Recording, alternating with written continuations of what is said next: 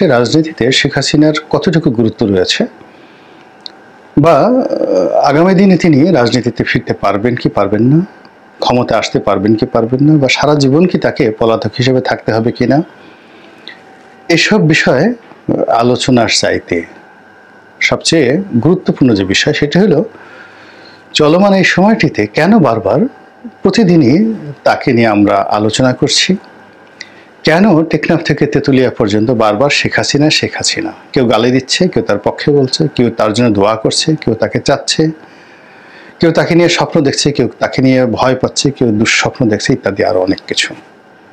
যেমন আমি একবার একটা অনুষ্ঠানে বলতেছিলাম যে শেখ হাসিনা আসতে পারে দিল্লির পক্ষ থেকে, তো কমেন্টস বক্সে গিয়ে দেখলাম যে একজন লোক, বেশ সিনিয়র পরিচিত লোক, তিনি বললেন যে রনি ভাই আপনি এই কথাগুলো আর কখনো বলবেন না। এর কারণ হলো গত 15 বছর ধরে তার দ্বারা এতটা নির্যাতিত হয়েছি যে সে ফিরে আসবে এই কথা স্মরণ করার সঙ্গে সঙ্গে আমার দম বন্ধ হয়ে যায় এবং আমার মধ্যে আতঙ্ক তৈরি হয়ে যায়, সাইকোলজিক্যালি আমি ডিসঅর্ডার হয়ে পড়ি। তো এই যে একটা অবস্থা, মানে আমি নিজেও ঠিক এই বিষয়গুলো জানতাম না।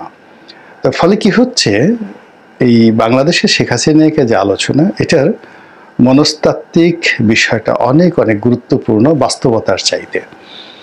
যদি আপনি বাস্তবতা ধরেন তাহলে শেখ হাসিনার বয়স এখন প্রায় 78 বছর। আমাদের দেশের আবহমান বাংলার যে স্বাভাবিক অবস্থা, এই 78 বছর বয়সে কর্মক্ষমতা থাকে না। দ্বিতীয়ত তার চোখ এবং তার কান, এ দুটো সেই 21শে আগস্টের যে ভয়াবহ গ্রেনেড হামলা, এই গ্রেনেড হামলায় তার এই দুটো অঙ্গ মারাত্মকভাবে যাকে বলা হয় আহত হয়েছে, ক্ষতিগ্রস্ত হয়েছে। ফলে তিনি কানে কম শুনেন এবং চোখেও ঠিকমতো দেখতে পান না। তো এই দুটো জিনিসে যখন মানুষের ভারসাম্য থাকে না, অর্থাৎ শোনা এবং দেখার ক্ষেত্রে, তখন সেখানে অনেক কিছু ইমব্যালেন্সড ঘটনা ঘটতে থাকে। তিনি ক্ষমতায় ছিলেন অনেকে বলেনি, কিন্তু বাস্তবতা হলো যে কোনো মানুষের যদি দৃষ্টিতে প্রতিবন্ধকতা থাকে এবং শ্রবণে প্রতিবন্ধকতা থাকে, দৃষ্টি এবং শ্রবণ প্রতিবন্ধী হিসাবে তিনি অন্য 10টা স্বাভাবিক মানুষের মতো নন। 3 নম্বর হলো তিনি যে ট্রমার মধ্যে গিয়েছেন, একটার পর একটা ট্রমা। 1971 সনে তার প্রচণ্ড ট্রমা, এবং অনেকে বলেন যে জয়ের মধ্যে অটিজম আছে, তো বা পুতুলের মধ্যে অটিজম আছে। এটা অস্বাভাবিক কিছু না। এর কারণ হলো জয়ের জন্ম সেই 1971 সনের এই মুক্তিযুদ্ধের সময়। তো এই পুরো মুক্তিযুদ্ধের সময়টিতে সারা বাংলাদেশের যে অবস্থা, সেখানে একজন গর্ভবতী নারী হিসেবে তার মধ্যে যে ট্রমা ছিল, সে ট্রমাটা অটোমেটিক্যালি জয়ের মধ্যে চলে যাবে, এবং এটাই প্রকৃতির নিয়ম। ফলে জয়ের মধ্যে ট্রমা থাকবে, জয়ের মধ্যে অটিজম থাকবে, অস্বাভাবিকতা থাকবে, এবং শেখ হাসিনার মধ্যে থাকবে, এতে কোনো সন্দেহ নেই। আবার পরবর্তীতে 75-এর 15 আগস্টের পর তার জীবনে যে ঘটনা ঘটেছে, শেখ হাসিনার জীবনে যে ঘটনাগুলো ঘটেছে, সেই ঘটনা আপনার আমার জীবনে যদি ঘটতো, আপনি আমি অনেক হয়তো উন্মাদ হয়ে যেতাম, পাগল হয়ে যেতাম, অনেক আত্মহত্যা করতাম। কিন্তু তিনি বেঁচে আছেন, ফলে তার এই বেঁচে থাকাটা অন্য স্বাভাবিক 10টা মানুষের মতো নয়। সে সিংহাসনে বসেছে, গণভবনে থেকেছে, মাছ ধরেছে, অনেক কিছু করেছে, দালাল ফড়িয়াদের সামনে বসে রং তামাশা করেছে।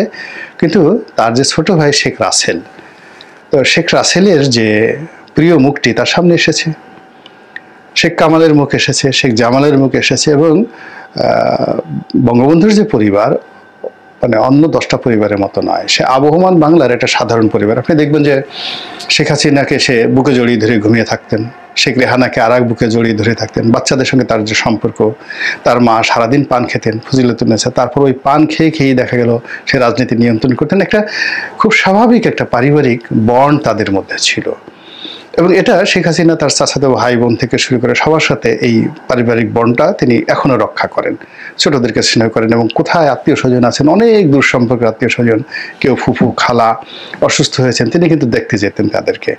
এই পারিবারিক সম্পর্কটা তার মধ্যে আছে। তো সেই পরিবারের একেবারে ঘনিষ্ঠ যারা আছে তাদেরকে যেভাবে নির্মমভাবে তাকে মারা হয়েছে, এই ট্রমা তার মধ্যে আছে। এরপর যখন রাজনীতিতে আসছে, রাজনীতিতে তার উপর 21 আগস্টে গ্রেনেড হামলা হয়েছে, চট্টগ্রামের শাহ জামানাতে তার মিছিলের উপরে, সমাবেশের উপর গুলি করা হয়েছে, 18 জন লোক সেখানে মারা গেছে। তিনি যেখানে গেছেন সেখানে তার উপর ঢিল ছোড়া হয়েছে, গুলি করা হয়েছে। এই যে অসংখ্য ট্রমাকে নিয়ে তিনি যে স্বাভাবিক জীবনযাপন করবেন, এটা আশা করা যায় না।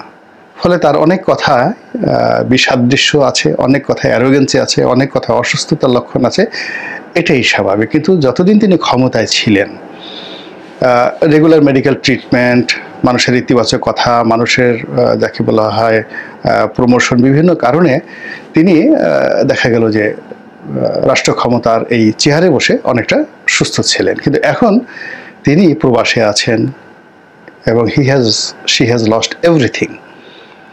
তো সেই অবস্থাতে তার এই এক একটা দিন 100 বছরের মতো মনে হবে। ফলে তিনি এই যে 78 বছর বয়সটাকে আরো 6 মাস 1 বছর পর কিভাবে টেনে নেবেন, এটার সময় না আসলে বলা যাবে না। আপনি দেখেন বেগম জিয়ার কথা চিন্তা করেন, তিনি যখন প্রধানমন্ত্রী ছিলেন 2006 সালে, আপনি দেখেন তার লাবণ্য, তার লালিত্য কোন পর্যায়ে। কিন্তু যে মুহূর্তে তিনি ক্ষমতাচ্যুত হয়েছেন তখন আপনি তার চেহারা দেখেন, আবার যে মুহূর্তে তিনি জেলে গেছেন তখন তার অবস্থা দেখেন, এবং এখন চেষ্টা করলেও তিনি আর ফিরে যেতে পারবেন না। তো এরকম রাষ্ট্র ক্ষমতা মানুষকে অনেক কিছু করে। তো আমাদের ডক্টর মোহাম্মদ ইউনূস দেখেন এখন কত সুন্দর চেহারা হয়ে গেছে, পালনে ছাড়েন। তো শেখ হাসিনা সেই অবস্থা থেকে এখন আরো 1 বছর পর, 6 মাস পরে বাংলাদেশের সুস্থ হয়ে তিনি ফিরে আসবেন, আবার 79 বছর বয়সে, 80 বছর বয়সে আবার ক্ষমতায় বসবেন, আবার তিনি ছোটাফেরা করবেন, আবার সেই বঙ্গভবনে বসে তিনি দেশ শাসন করবেন, আওয়ামী লীগের সভানেত্রী হিসেবে টেকনাফ থেকে তেঁতুলিয়ে ঘুরে বেড়াবেন। এটা একেবারে অসম্ভব একটা বিষয়, একেবারেই অসম্ভব একটা বিষয়। কাজে এটা নিয়ে যারা কল্পনা করছেন, তারা সাইকোলজিক্যালি কল্পনা করছেন নিজেদের স্বার্থে, বিকজ হতাশা তাদেরকে গ্রাস করেছে এবং তারা বিকল্প কোনো নেতৃত্ব পাচ্ছে না। আরবিতে যেটাকে একটা শব্দ আছে, এজহারে তাজাল্লুল, মানুষের মধ্যে একটা গোপন মেশিন থাকে। সেই গোপন মেশিনের কারণে মানুষ করে কি, অন্যের যাকে বলা হয় আনুগত্য করে, তার কাছে মাথা নোয়ায়, তার হাতে চুমু দেয়, তার নেতৃত্ব মেনে নেয়। এই যে মানুষের মধ্যে যে অপরের আনুগত্য করার যে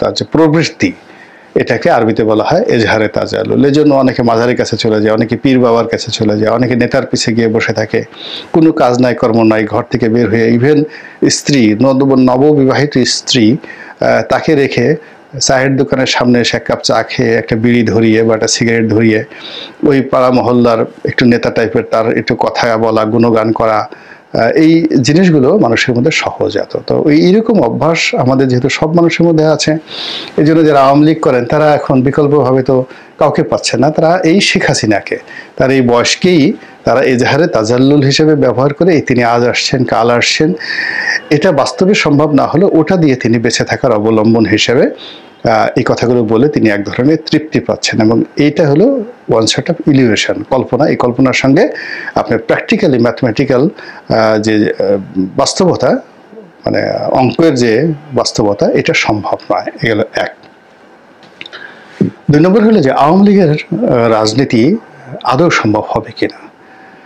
এখানে দেখেন বাইরে যারা গেছে তারা কথাগুলো বলছেন, বিভিন্ন কথাবার্তা বলছেন, এখানে এদের এই কথাগুলো দ্বারা আশান্বিত হওয়া কোনো রকম রিজন নাই। আপনি আওয়ামী লীগ রাজনীতি করতে পারবে কি না তার বাস্তবতা হলো, আওয়ামী লীগের যারা নেতৃবৃন্দ এখনো বাংলাদেশে আছেন তাদের কাছে জিজ্ঞাসা করুন।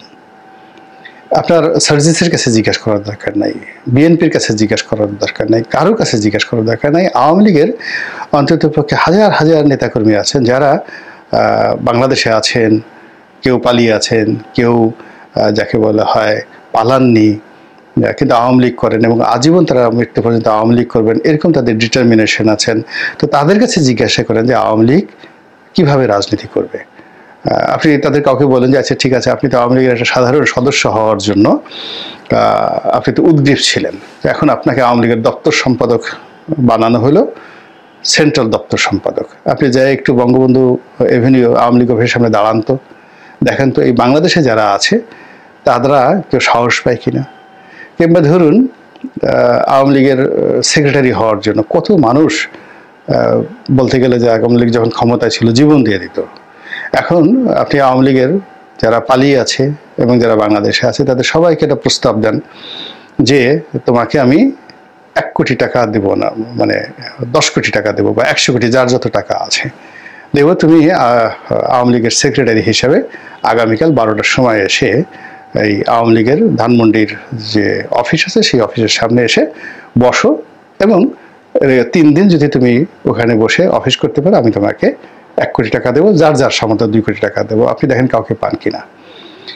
আপনি ওই যে যারা বাইরে বসে বসে বড় বড় কথা বলছেন, আজ আসি কাল আসি, হ্যাং করেঙ্গা ত্যাং করেঙ্গা লাঠিকে আন্দার মুগুর ভারেঙ্গা, তাদেরকে বলে যে ঠিক আছে আমি তোমাকে এটা দেবো, আই উইল গিভ দিস মানি, তুমি জাস্ট আসো বাংলাদেশে, এসে বাইরে যারা আছে 32 নম্বর একটু যাও, তারপরে শেষে সুধা সদনের সামনে একটু যাও, আর আওয়ামী লীগের যে 3-এর অফিস যেটা আছে সেই অফিসের একটু রিপেয়ার করো, তারপর শেষে সেখানে বসে একটু রাজনীতি করো, দেখেন একটা সিঙ্গেল লোক পান কিনা। তো আপনি বাইরে যারা আছে তাদেরকে 100 কোটি টাকা দিয়ে আপনি বাংলাদেশে এখন আনতে পারবেন না, বলবেন যে পরিস্থিতি ভালো না, আমরা এখানে বসে হুং হাং করতেছি, ফুফা করতেছি, এটাই ভালো, সুখে আমরা মরতে ওখানে যেতে পারবো না।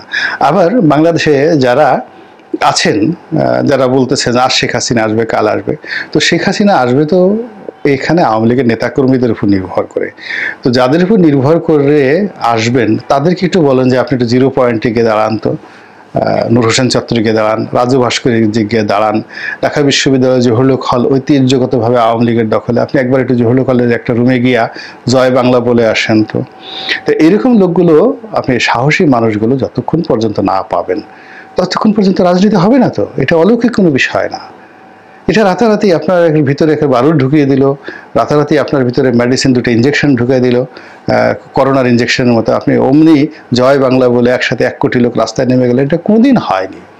এটা এখান থেকে গিয়ে আরব হতে হবে। তো এই জমিন, এই বাংলাদেশের জমিন আওয়ামী লীগের এই রাজনীতির জন্য এখন পর্যন্ত একেবারে 0.01%ও ভায়াবল না। যা আছে মানুষের মনে আছে, হৃদয়ে আছে, অন্তরে আছে। এখন এটাকে ভায়াবল করার জন্য আওয়ামী লীগের রাজনীতিকে আবাদ করতে হবে, একদম কৃষির মতো। আবাদ করার জন্য কি করতে হয়? প্রথমত আপনি একটা জমিকে টার্গেট করবেন, সেটা আগাছা বাঁচতে হবে। তা আওয়ামী লীগের আগাছা কি? আগাছাকে আপনি বেছে ফেলেন, আওয়ামী লীগের যেই জিনিসগুলো আগাছা আছে সেই জিনিসগুলো আগাছা বেছে ফেলেন, জমিকে পরিষ্কার করেন, নাম্বার 1। নাম্বার 2 হলো এই ভূমিটাকে কর্ষণ করতে হবে, মানে মাটি কুপিয়ে সুন্দর করে উলট পালট করে ঠরে সেটাকে চাষের উপযুক্ত করতে হবে। সেই কর্ষণটা কি? টেকনাফ থেকে তেঁতুলিয়া পর্যন্ত আওয়ামী লীগের যারা নেতাকর্মী আছে আবর্জনা মুক্ত করে, যারা কৃষক হবেন আওয়ামী লীগের, সেই যারা আওয়ামী লীগের মাঝি হবেন, তাদেরকে এই আওয়ামী লীগের জমিটা চাষ করতে হবে। চাষ করতে গিয়ে আপনি দেখবেন যে সব জায়গায় অনুর্বর, নেতাকর্মীদের মন ভেঙে গেছে, অফিস ভেঙে গেছে, কারো ঘরে চাল নাই, ডাল নাই, মানসিক প্রবৃদ্ধি নাই, তাদেরকে আশা জাগিয়ে অর্থাৎ সার দিতে হবে, তাদেরকে সার দিতে হবে, এই সার দিতে হবে। তো সার দেওয়ার পরে ভূমির একটা উর্বরতা আসবে। এরপর আপনাকে অপেক্ষা করতে হবে সিজনের জন্য, বৃষ্টির জন্য। বৃষ্টি ছাড়া, পানি ছাড়া আপনি এখানে যত দামি সিড মানে বীজ বপন করেন না কেন কোনো লাভ হবে না। তো এই যে রাজনীতির একটা সময়, অ্যান অপরচুনিটি, এই যেমন বিএনপির 20 বছর পর এখন একটা অপরচুনিটি এসেছে, 53 বছর পর জামাতের একটা অপরচুনিটি এসেছে, এরকম আওয়ামী লীগের একটা অপরচুনিটি লাগবে, যেটাকে কৃষির ক্ষেত্রে আমরা বৃষ্টি বলি, সিজন বলি। শীতকালের শস্য কখনো বর্ষাকালে হয় না, তো এরকম একটা সময় লাগবে। সময় লাগার পরে যখন বৃষ্টি হবে, বৃষ্টি হওয়ার পরে আপনি বীজ বপন করবেন, তারপরে সেখানে ফসল হবে। ফসলকে আপনি ধীরে ধীরে আপনি বড় করবেন, তারপরে আপনি রাজনীতির যে ফল বা ফসল ভোগ করবেন। 75-এর 15 আগস্ট থেকে 96 সন পর্যন্ত টানা 21 বছর কি সংগ্রাম করেছেন আওয়ামী লীগের যারা লোকজন, একটু স্মরণ করেন তো, কতবার মার খেয়েছেন, কতবার কি করেছেন। তো সেখানে যে পরিবেশগুলো ছিল তার সাথে এখন পরিবেশ আরো 100 গুণ জটিল হয়ে পড়েছে। আর 3 বছরে যে অপকর্মগুলো ছিল, ভুল ছিল, ভ্রান্তি ছিল 75-এর 15 আগস্ট থেকে, এটার 90% যাকে বলা হয় মানে বাকশালী শাসন থেকে শুরু করে অন্য যা কিছু আছে 90% মাটি চাপা পড়ে গিয়েছিল বঙ্গবন্ধুর পরিবারের রক্ত দ্বারা। বাকি 10%, এই 10%কে যাকে বলে কাটিয়ে ওঠার জন্য 21 বছর শেখ হাসিনার মতো নেতৃত্ব লেগেছে, আব্দুর রাজ্জাকের মতো নেতৃত্ব লেগেছে, ডক্টর কামাল হোসেনের মতো, তারপরে এর পেছনে কে না শ্রম দিয়েছে, জহুরা তাজউদ্দিন দিয়েছেন, মিজানুর রহমান চৌধুরী দিয়েছেন, ডক্টর কামাল হোসেন দিয়েছেন, আব্দুর রাজ্জাক দিয়েছেন, অসংখ্য মানুষ, আমেনা মানে জহুরা তাজউদ্দিন দিয়েছেন, সাজিদা চৌধুরী দিয়েছেন। এরা রাজনীতি করতে করতে এরকম শত শত মানুষ মারা গিয়েছেন, বঙ্গবন্ধুর যারা সহকর্মী, যারা জাতীয় রাজনীতিবিদ। তো ওই রকম আগামী 20 বছরে কত মানুষকে এইভাবে আত্মাহুতি দিতে হবে, এইভাবে রাজনীতি করতে হবে, ভূমি চাষ করতে হবে, চেষ্টা করতে হবে, তারপরে হয়তো আবার আর একটা সুযোগ আসবে। তার আগে আওয়ামী লীগ ক্ষমতায় আসবে, মোদি ক্ষমতায় বসায় দেবে, ট্রাম্প আসবে। এটা আত্মতৃপ্তির জন্য ভালো, বেঁচে থাকার জন্য ভালো, আশান্বিত হওয়ার জন্য ভালো, কিন্তু এই সমস্ত চিন্তা চেতনার কোনো বাস্তব ভিত্তি সাধারণত আমি দেখি না ইতিহাসে কখনো। আল্লাহ আমাদের সবাইকে হেদায়েত দান করুন এবং হেফাজত করুন। আসসালামু আলাইকুম ওয়া রাহমাতুল্লাহি ওয়া বারাকাতুহু।